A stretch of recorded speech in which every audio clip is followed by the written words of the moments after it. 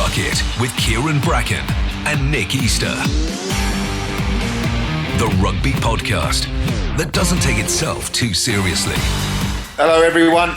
Hello, Kyran. How you doing, welcome to Ruck It with myself, Nick Easter, and my co-host, Kyran Bracken. Still in lockdown, still keeping ourselves entertained and occupied. On the agenda today, the topics of conversation, what's been in the papers and on the news. As far as rugby is concerned, not much because there isn't much play, but there has been a little bit of discussion regards the salary cap breaches and the findings of the Lord Miners report. So we'll be discussing that. Johan Ackerman, making an exit from Gloucester, having signed the contract extension last year. So we'll certainly discuss that as much as we know. And there's been reports that the Premiership 25% salary reduction is set to stay. Ruck It with Kyran Bracken and Nick Easter. So Nick, some great feedback with our podcast, especially in Luxembourg. We're number one in Luxembourg. Come on, Luxembourg. We should do a live event in Luxembourg. What do you reckon? I think we should get out there. That'll be awesome. We won't be able to get back in the country for I don't 14 days. I don't mind a lockdown in Luxembourg. But before we talk about all of the current issues about rugby, and there's lots to talk about. It's great to hear Finn Russell might be back for selection. Postponement of the July test. We've got Rugby Australia needing $15 million to get by. We've got a Lord Miners report. But before we do, it would be good just to talk quickly on mental health. It is Mental Health Week this week. And I wanted to I suppose, ask a question of you. Really, did you ever, I've been quite open and honest about my battles with mental health, but did you ever have any issues when you were playing, or any problems with the pressure of playing rugby?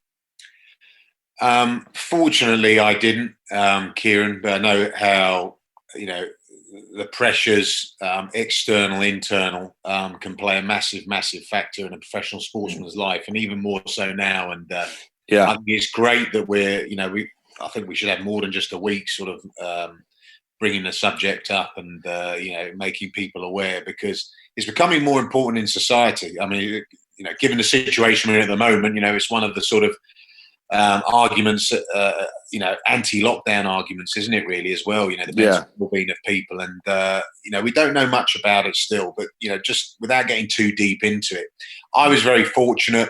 I think maybe due to my sort of like entrance into the sort of professional game in England. I didn't make my England debut till I was 28. Premiership debut 25. I played in the Championship for 3 years before that. Went to university, gap year and all that sort of stuff. So I feel lucky in terms of I had quite a sort of grounded, rounded sort of introduction. I wasn't put on this pedestal and made this celebrity and, poster boy or playing in front of massive crowds at such a young age where it can sort of hit you and, be quite overwhelming, or maybe later down the line it gets a little bit much for you. I lived a pretty normal sort of, life of, going to school, going to university and everything before deciding to become a professional rugby player. I know you were an amateur rugby player to begin with, but I think you made your debut at a higher level much earlier than me. I'm not saying that this makes a difference at all, but I would say that if I'd made if I'd been thrust into the limelight at an early age, whether it be in the Premiership or England, in your sort of late teens, early 20s, it could be very, very different. The mounting pressures and requirements on your body, on your mental state, from your coaches, from yourself, your own expectations. Yeah. And demons can sort of creep in a lot more possibly. I'm not saying there's an answer or anything like that, but I feel quite lucky from that point of view that my late entrance into sort of the highest level or the elite level of the game might well have helped me on that front in terms of my preparation and everything. But yourself, you talk, just give our listeners an idea of the struggles you came across. look, you see, the thing about mental health is everyone's different, and it's interesting you say, and you may well be right that the fact you introduced at 28, may have been, a helpful factor in not developing any sort of, mental health concerns. For me, I was 20, 21 when I first played for England, first cap against New Zealand. But for me, I played for England from 93 to 2003. So literally I did 10 years. And every year, I faced adversity, whether it be adversity in whether I'd be doing my law final exams when I was first played for England at university, but also sort of, internally. And I think everyone's different. And I think you strike me as a sort of person who probably wouldn't be too hard on yourself, or probably would be, measured in your thinking. And I came across quite a few players in my career who were like that, who could sort of put everything in perspective. But everyone's very different, and I don't know whether I would have suffered if I went on to be a lawyer and worked in the city, and whether I would have had mental health problems anyway, irrespective of the fact that I didn't do that and I went into rugby. But in the rugby sense, why do I think that I struggle later on? And I'll get into a bit more detail what I struggled with. I think that every year I was under pressure, obviously, having played for England at 21. Every year I, obviously wanted to keep playing for England. And I was battling with myself all of the time about how well I was doing. I was very hard on myself. And I think every sportsman has that. Everyone's a sportsman. I would go out, score 2 tries, get man of the match, and be disappointed I missed a tackle. Yeah. And I think you just want the perfect performance, don't you? Yeah. You're striving for that. That's right. And I think, I suppose also when I was in competition, whether it be Dowie Morris, Andy Gomersall, Matt Dawson, Austin Healy, or whatever. Now, over the years, you get in, you play, you think, have I done well enough? You play quite well. And then you obviously strive to get better. And the adversity that comes are things like that you can't control. So, I remember playing, probably playing some of my best ever rugby. And then suddenly I did my knee, and I was out for sort of 3 months, and then I was back in, and then I had to fight again to get back in the team. I get back in the team with England, and then suddenly I'd lose a bit of form, and then I get dropped, and then I'd have that psychological sort of being hard on myself. I need to do better. I need to work harder. And then there was also sometimes the injustices. So, say the Lions tour in '97, I was playing for England at the time. Matt Dawson wasn't in the squad with England. I believe I was the number 1, and he got selected, and I didn't, and I found that quite hard. And I always found also throughout my career, I'd go 2 steps forward, 3 steps back. And all the time, this pressure builds up. And what happened to me is probably different to, I would say, quite a few players. I know of 1 or 2 players who suffered with OCD, obsessive compulsive disorder. I think a lot of sportsmen have this sort of tendency to lean to have these sort of problems. But I started getting into rituals. It sounds a bit weird. I used to get into these rituals about going to bed. And I'd go to bed and I would think I read somewhere you need 8 hours sleep to have optimal performance. So I used to try and get into these routines of going to bed at a certain time and waking up at a certain time. And I started to try to control it. And once you start to try to control your sleep, you got no chance. No, it's got no chance. Reverse effect. And the worst thing is I'd be rooming with someone like a forward who'd be snoring. So what I used to do is I used to leave the room and go to the physio's room and try and sleep in there, thinking I need to get my 8 hours sleep. And then what happened is, this is the worst part, is I would go to the toilet, go for a pee, and then I go back in bed and I go, right, I've been for a pee, now I can sleep. And then I go, I need the toilet again. So I go back out, I go to the toilet, I come back in, and then I go, right, I'm going to go to sleep now. And then I go, I need the toilet again. So I go again. And so it got to the point where I was going to the toilet about 180 times in the night. Okay. So I wouldn't sleep. So then I started taking sleeping tablets. And once you get sleeping tablets, it's quite addictive. Yeah. So I would think I need a sleeping tablet to sleep. So then I was training and playing on 4 hours sleep. And then with all of that, suddenly going to the toilet became literally on my mind all day, every day for about 3 or 4 years. Even when I was playing for England. This is the night before a game. This isn't every single day night before. No. So what happened was it started out the night before a game, and then suddenly it went into every single day. Every time you were training the next day, or every single night. All day, every single night for about 4 years. Yeah. So, and the worst part of it was, I thought I was going mad. I mean, I'd be in a team meeting about a big game against you guys. What did your wife think of this? Was she aware of it? Did she bring this up at the time? Yeah. She was like, "You need help," and I was too embarrassed. I was like, "Well, what do I do? Do I go to a doctor so I keep going to the toilet?" I didn't know. When was this? Is this sort of like late 90s? This is like 2001. Yeah, 2002. And then I got help, and then I saw a psychologist, and then I saw a psychiatrist, and then at the same time I was getting all these little rushes of adrenaline. Before a game where you get that adrenaline rush. Yeah, I was getting that during the day randomly, and I was like, "Wow, that's like a proper adrenaline rush." And when you add it all together, I was pretty sick. I wasn't very well, and then I went and saw a psychiatrist, and they said, "Well, you've got anxiety and you've got a severe case of OCD, which is affecting your everyday life." So, I was managing on 2-3 hours sleep a night. I was training, and then I was thinking about this all the time. But the worst part was, things like, my son would be born, and whilst I'd have the delight of my son being born, for example, I would spend all my time thinking about going to the toilet. I know it sounds really mad, doesn't it? It sounds really weird. And something's seriously wrong then. So I got help, and it took a long time. And the RPA were really good with me.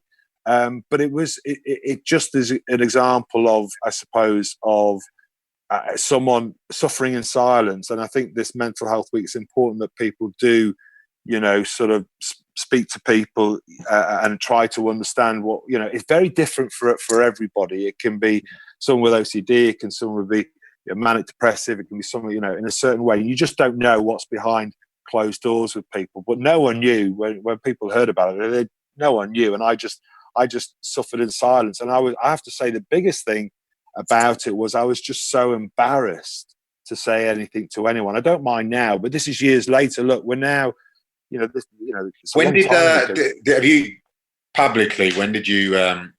Only last year, end of last year. Last year. Yeah. How many? Because there was always a stigma, wasn't there? About just suck it up and get on with it, sort of thing. Back then, wasn't it? 2000, 2001, especially. Yeah. Oh, absolutely. Yeah. Especially in a rugby environment, very sort of macho environment. Testosterone fuel. How many players? Not players you played with necessarily, but around the world, or even sort of maybe sort of second, third division players. Have you kept tabs on from around that time that have actually revealed, look, I had issues as well? Yeah, well, I mean, the thing is, when people, a few, big name players contacted me and have spoken to me about their mental health issues. And again, I think the underlying common denominator is one of embarrassment, of one of never wanting to say anything. And I think the biggest thing actually in the rugby environment is, it is a macho environment. It is dog eat dog. It's a playground environment, and it would never. You don't want to show weakness or vulnerability, do you? You go out there on the pitch, and you're a gladiator. You strap yourself up. You go out there and you do your best. And mental health is one thing. Is God, I would be so embarrassed to tell anyone. And I think players now, in the way the world is, it's becoming more open, and I think people are becoming more honest. And I believe the RPA, there's a massive hotline at the moment. There's a lot of players getting in touch who are struggling, So, I mean, I think the thing is, you will have come across people that you played with that would have suffered in silence. And I think,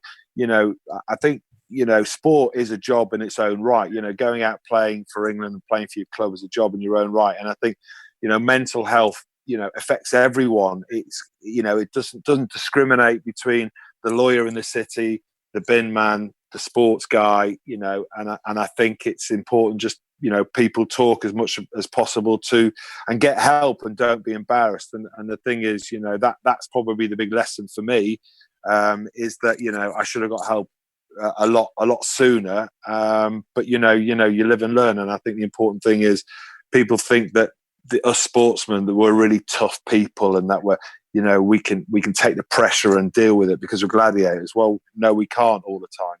The lucky few like yourself can, but people like myself can't. But on a more positive note, I suppose, this week I did two things. Firstly, someone sent me on Twitter something about you, a stat. I think it's Johnny Stats, Opta Stats. Nick Easter, 31 carries in 2015.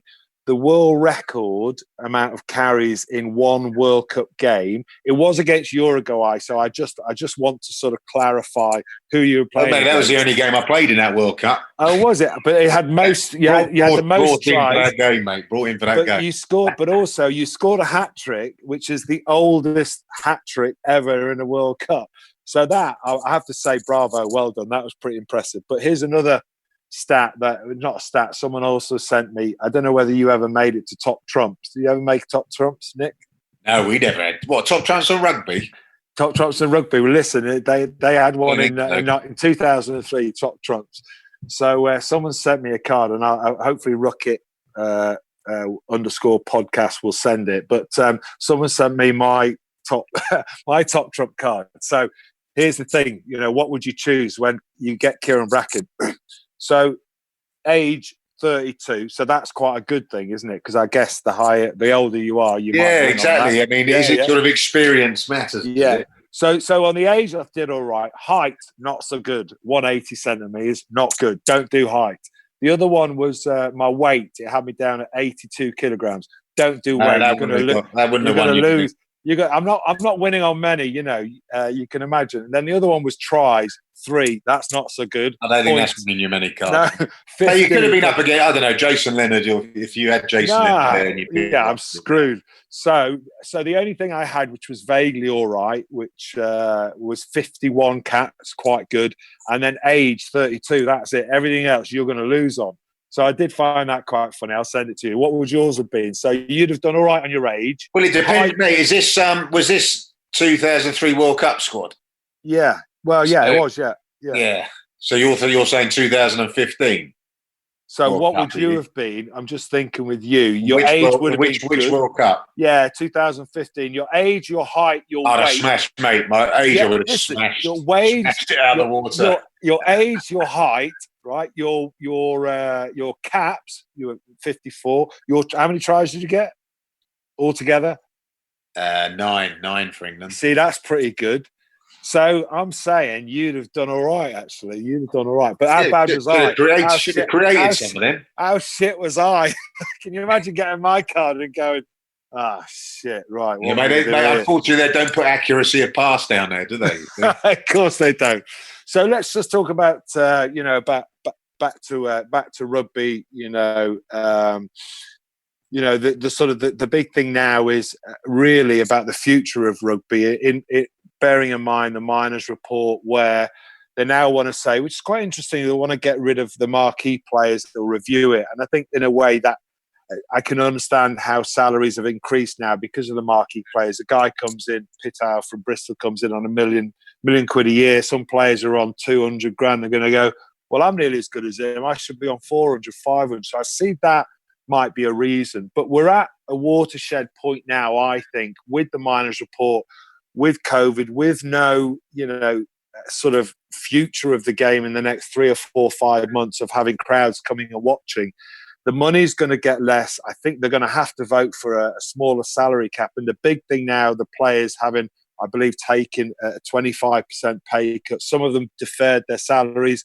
But it sounds like, in a way, that the clubs want this 25% pay cut to stay. What do you think? Yeah, I mean, there's murmurs going around, and there's a meeting this week between the Premiership clubs about possibly fixing that.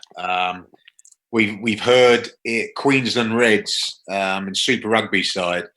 They had a salary reduction during the crisis, and 3 players decided not to take it, and they are now no longer on the books. They've started training. They're about to start training next week or two, Queensland Reds, and they've asked those 3 players not to turn up, and they will not get paid from then on in. Wow. This is a blanket Australian Rugby Union decision. Yeah. You've been selfish, greedy. You're not understanding the situation we're in. I don't know what they've said, but we know exactly, the type of, behaviour that would encourage. Wow, that's wow. Gut.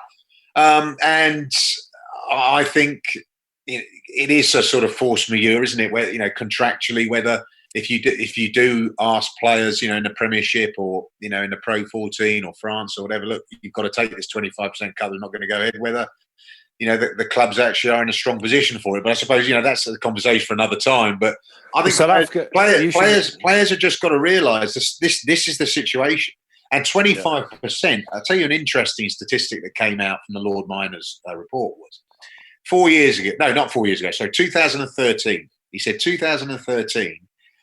4 players in the Premiership were paid £300,000 or more. Now it's 99. I know, crazy. That is absolutely astonishing in terms of the exponential growth in salaries. And look, it's always market forces, but the market forces now are there is a much smaller market, lads. Well, in a way, Nick, there's no one coming to the games. There's no one buying the shirts. No one, buying food or drink there. Sponsorship, that's going to be reduced massively. TV rights is going to be reduced massively as well. You've got to understand that the market's not as big as it was, and your salaries are driven by the market forces there.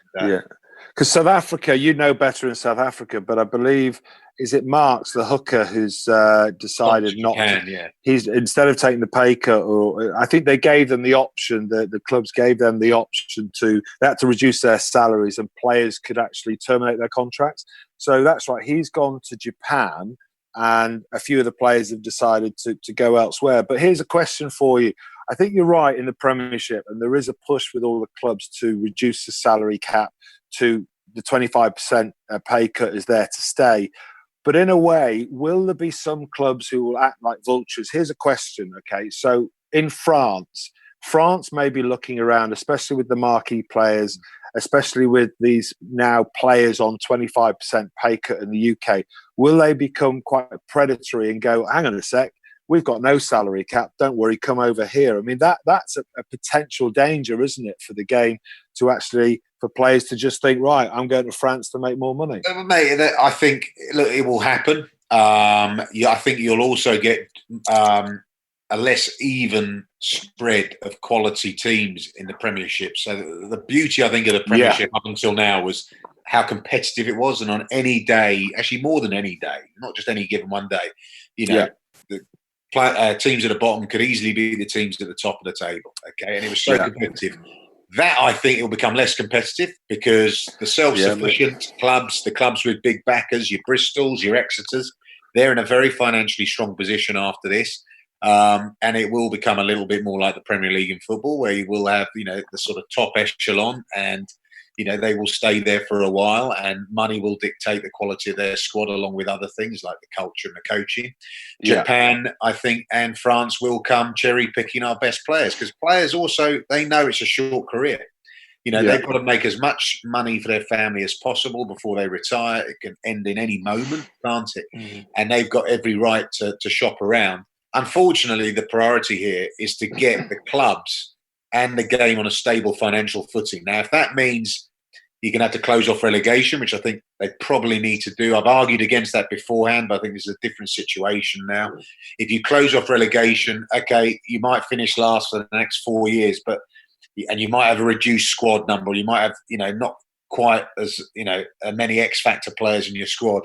It's going to have to take place because you're going to have to get the league and the clubs back to being financially stable before you can grow again. And it will take its toll in Europe. If you look at what happened in Europe when England didn't win since 2007, the Heineken Cup, when Wasps won it. Saracens then won it in 2016. And let's not go there and Saracens have been the only English team to win it. And we know why they won it, let's be honest, okay? Whoa. Hold on, mate. No. So the salary cap was increased. Marquee players are brought in to bring the X-factor type players and to allow our English talent and the other talent to actually have the salaries to keep them in the country so we could fight on both fronts. We're going to have to go back to being maybe bit part players in Europe and maybe a good run or lucky with injuries to your star players, and you might be able to achieve the ultimate goal. But I think that comes a distant second to getting the finances back on track and the stability of all the stakeholders in the Premiership. Because what you don't want is you don't want any of the clubs, having a fold. And what we understand, that's very, very close to happening with a few. Yeah, well, I do take umbrage with the old Saracens thing. You got to be fair. Just be fair on one respect, is that the Saracens saga. Saracens won in Europe. Okay, let's say they were overlooking the salary cap when it came to the domestic league. But when you compare the Saracens' salaries paid to the French or to the to other leagues, say in Ireland or whatever, I'm just saying that they did it fair and square. There was no. They didn't do it fair and square, mate, because everyone else in England who's competed in Europe. We're not going to get into this argument because it was another time we discussed it. But every other English club that's competed in Europe competed, well, you hope, within the salary cap restraints, and those are the restraints when you go into Europe. Not having that, there's no salary cap in Europe. Well, but either way, back to the point. I think keeping your best players. Yes, you want to do that. Trying to win in Europe, trying to keep a competitive product in the Premiership is going to have to play second fiddle at the moment. Yeah, but let me just put something out there. And I think a few weeks ago we didn't get a chance to talk about this. Was Ellis Genge was quite critical of the RPA and about how the 25% pay cut was brought about. He's now talking about setting up his own sort of professional players association union, which is quite interesting. But again, psychologically, I want you to put yourself back. It's all right from us in our ivory towers looking down on the players at the moment. Psychologically, it's quite hard to imagine the players, and I don't know what the Harlequins players would be like, but sitting down in a room, psychologically taking 25% less than you were used to, and even more in some cases. I'll be interested to get your take on the Ellis Genge idea of coming together. But I think there's a dawning coming whereby unless they make changes and unless this happens, then there won't be a game to talk about. So it's interesting though. From a player's point of view, it's going to be tough. Those players who signed a contract, and they'll be getting their own independent legal advice on what they can and can't do. And Australia sounds like they're taking a very hard stance, but the players, like you say, have to be realistic, don't they? I mean, they just have to take it on the chin. I mean, I remember at Saracens, we were asked to take a pay cut because irrelevant to the salary cap, we were getting players from abroad, on lots of money. And at the end, Nigel said, look, we can't sustain this. Everyone's got to take, I think it's a 20% pay cut or something, which we all did. But I tell you what, there was some real tough conversations in the room where you'd have a South Africa and New Zealander saying, I'm sorry, I've come over here.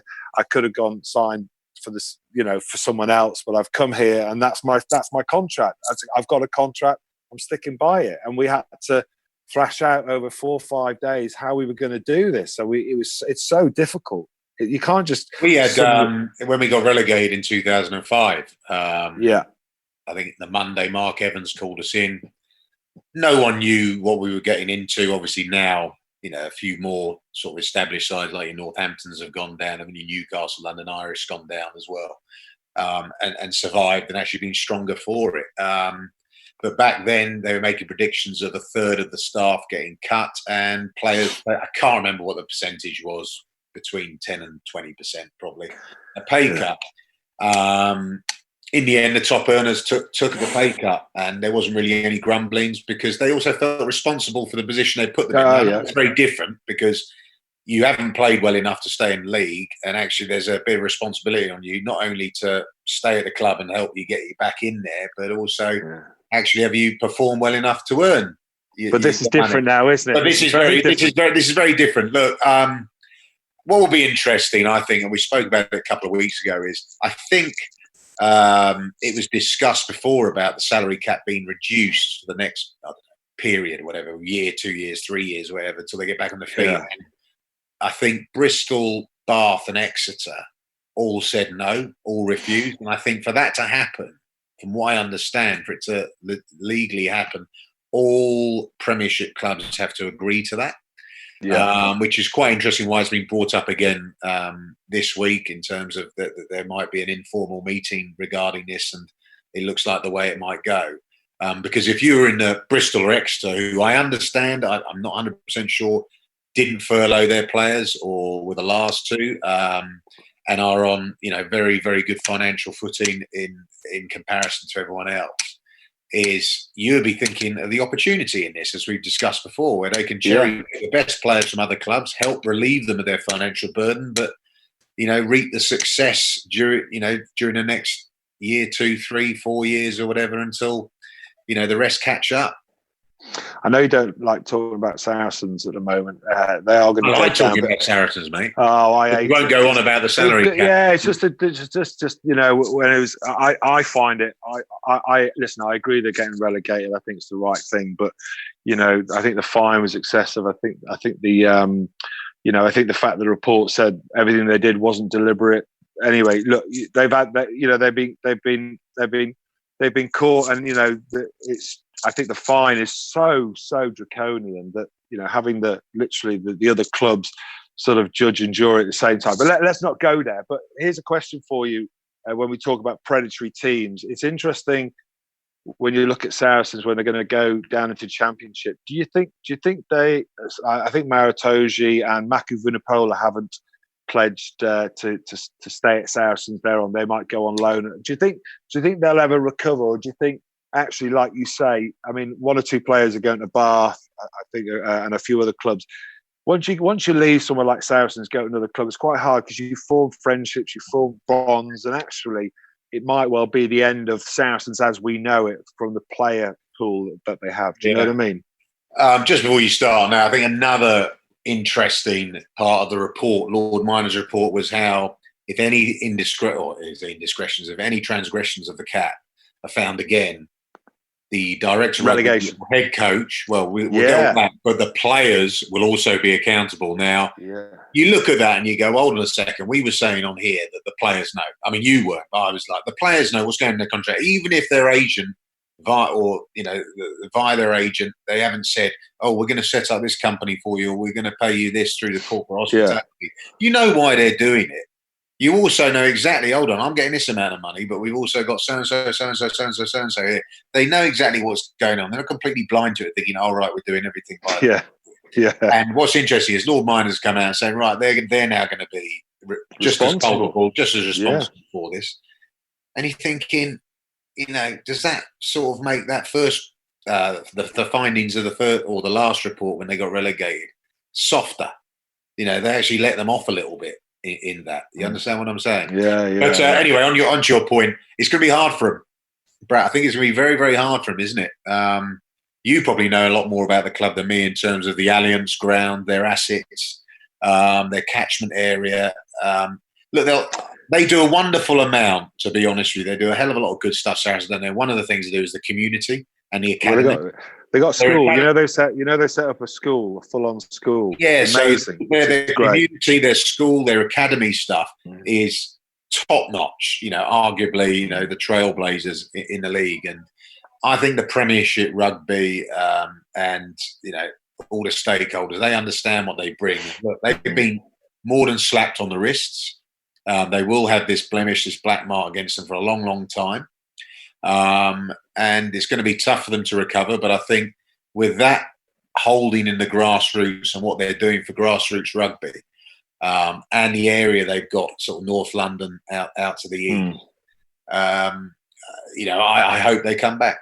I just think it's going to be. I think some of these players like Marrow, maybe even Owen Farrell. I know he's got a longer contract. Mako, a couple of players going on loan. I think it's going to be hard for them, especially when they, now if the salary cap reduces, which we all think is likely to happen, it's going to be hard to keep the Marrows. It's going to be hard to keep, Owen Farrells. And we've talked about the vulture clubs, Europe, even Japan, there might be a lot more money. But it's really uncertain times to be a player. But, just looking at the world rugby as well. I think the hardest job Saracens is going to do, Brax, if they lose those players, is actually getting promotion on the pitch. Because next year I think there's enough of those big players like. Oh, mate, I'm telling you, mate, the Championship, having played in it, the Championship is a different style of rugby. It's a tough place to play. I'm not talking. Listen, I think they're going to go. There are teams there. You've got Ealing training at Trailfinders. I'm sure this has probably hit them, given that they're a sort of travel company and everything, quite badly. But, if you've got the other sides that are full-time professional there and set up, it's not a gimme. It's not a gimme to get promoted from that championship, mate. I'm telling you, if they lose a lot of these players and they rely on the no, they won't. There's some gnarled old heads, gnarled veterans there. Different style of rugby, different pitches. I tell you what, the atmosphere of the grounds when they go away as well will be quite vociferous. I think only get a few thousand. I think that's not a foregone conclusion.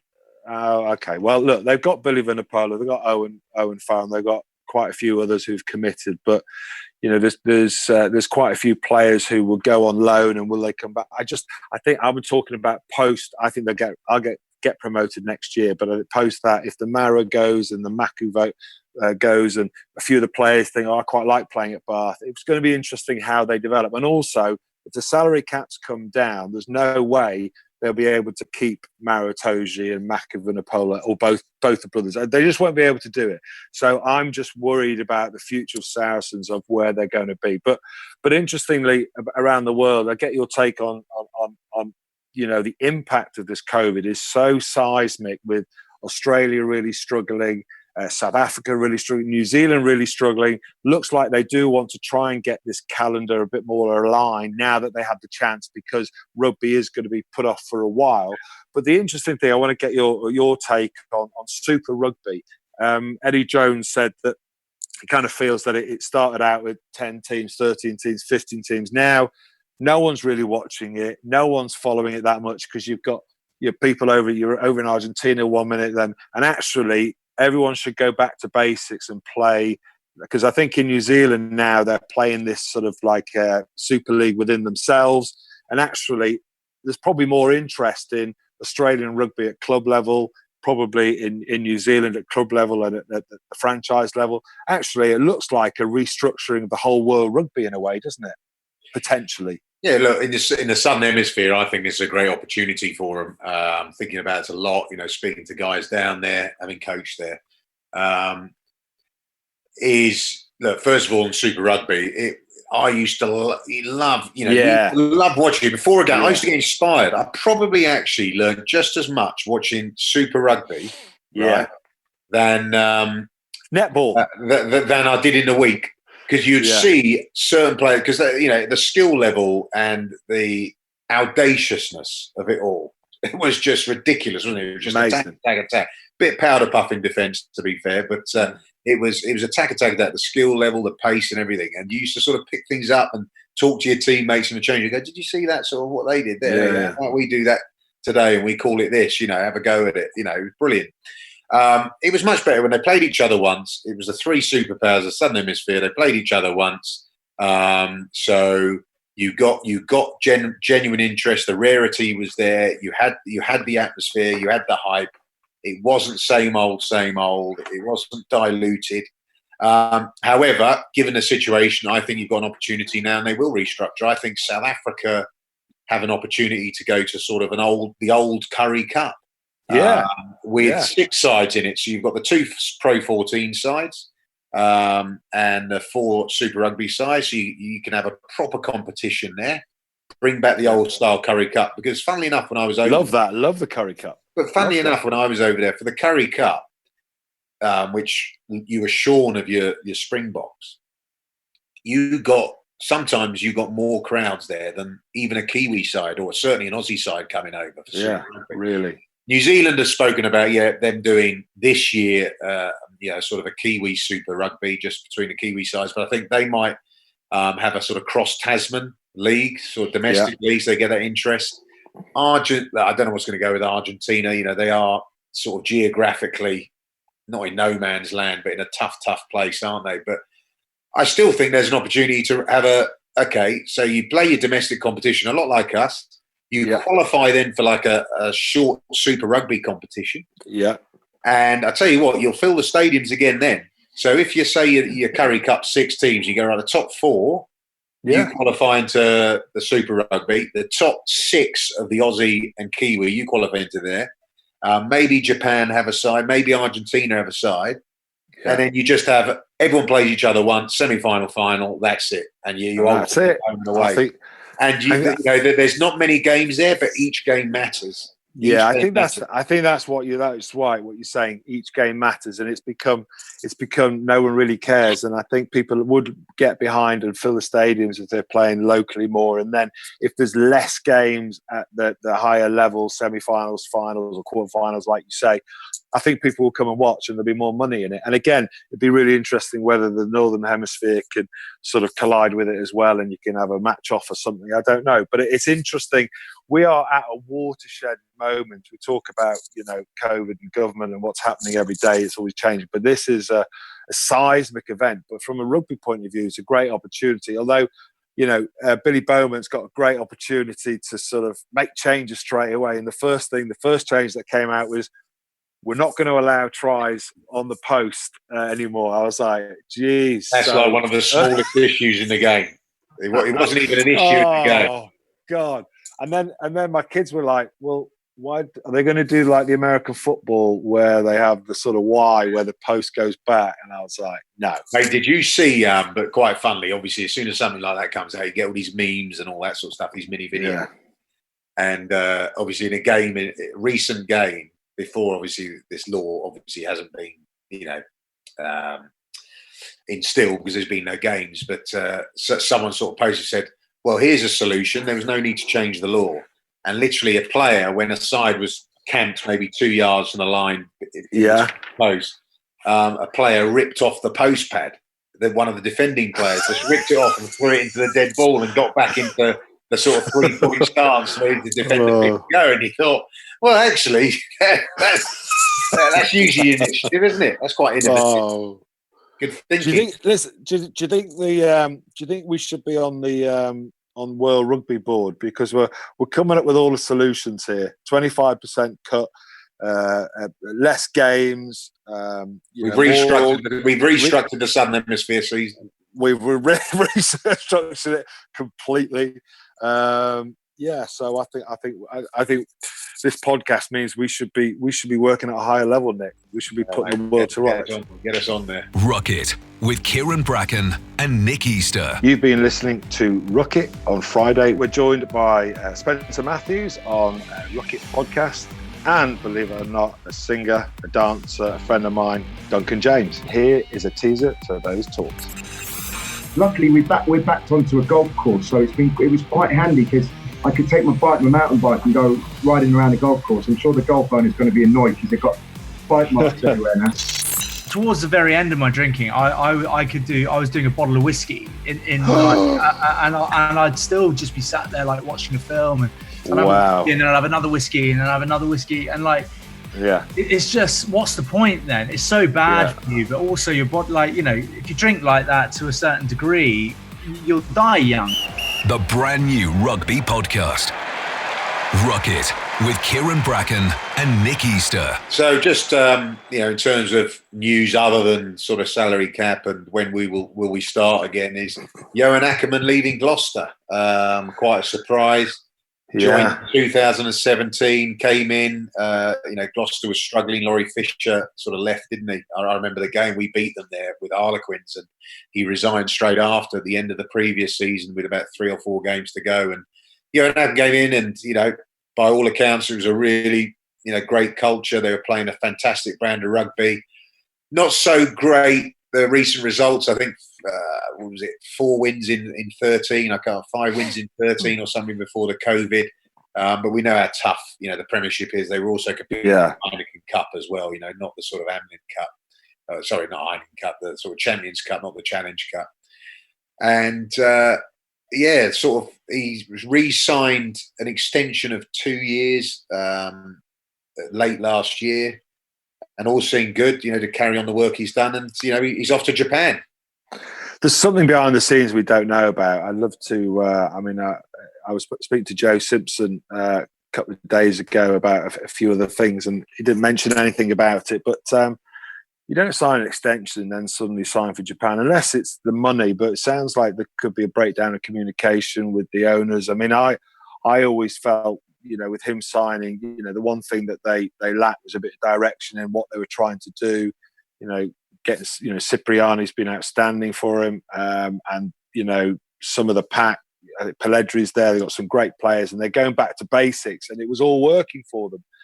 Thing is now, as you know, trying to get a coach in, to replace him and to replace to sort of carry on the good work is always so difficult. But there seems to be a lot more to it than just right. I'm off. Yeah, maybe you need to get on the blower to Joe Simpson again, mate. I do. Get him on the line for next week. It's quite sad when you see that happening. You see a real change, and you see them, climbing up the table and, forced to be reckoned with. I remember going down to the shed and I hated it. I don't know what you felt. I mean, I especially when I was playing for Bristol, I hated it because the crowd were always on your back and giving you abuse. And you wanted your forward pack to front up down there, didn't you? Oh, bloody hell. You did. Wonderful. Oh, if they didn't front up, you were in trouble, a lot of trouble.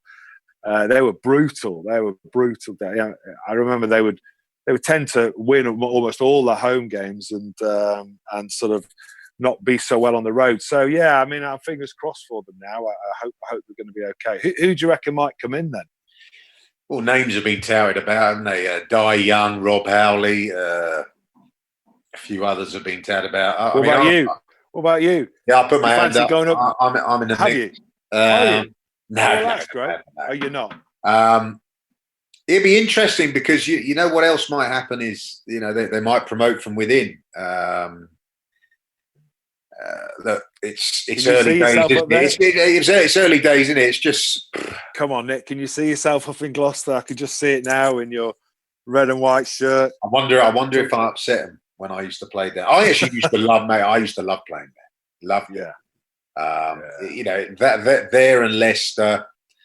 Probably my two favourite grounds. Back in the day when they were tough places to go and win. I mean, they still are, but they were more so tough place to go and win. And the crowd were on your back, but they respected you. If you as a team or as an individual putting up a good ball, they respected you. Real rugby guy people, understood the game very, very well. Used to have great conversations with the fans afterwards in the car park, and you used to go into not Teague's actually. It was the other bar, what it's called. We always used to say we're going to go to Teague's bar, right? But we only went there a couple of times because I think straight across the road. God, I forgot what it was called. Do you remember the pub across the road? Always used to go in there. Right? Yeah, I remember. I can't remember the name. Door. I just remember great away trip. Every time I made a mistake, I remember like when you go out and warm up on the pitch in front of the shed, and I'd do some box kicking just to see. Where the wind was like. I do a few box kicking. If one went straight out, they'd all go, oh. And then when I was playing, if I did a bad pass, they'd just ruin you, absolutely ruin you. They were great. They were brilliant.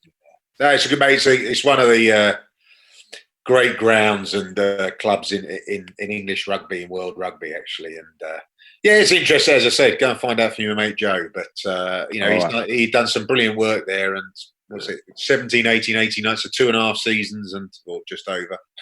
But maybe there was an offer. Listen, maybe there was an offer too good to refuse. Yeah, maybe the money. Maybe they've come in and said, "Look, you're 200, 300, 400 grand. You're on 25% pay cut or whatever or more." Well, that's the interesting thing in Japan, isn't it? Is they're all companies. The teams there are all companies, and there's about roughly 4 or 5 professional players they got to pay. So everyone else is on the company payroll. So if that particular company hasn't been that hard hit, like an entire rugby organisation would be from sponsorship, TV rights and everything, you're not reliant on that as much. No. Then that could be very enticing for coaches, and as we discussed earlier, for players, is Japan could be stronger from a financial position in the club game out of this. Ruck It with Kyran Bracken and Nick Easter. Thanks very much for listening to us and Ruck It. Don't forget to listen, subscribe and review on your favourite podcast platform. Stay safe and take care, and we'll be back next week.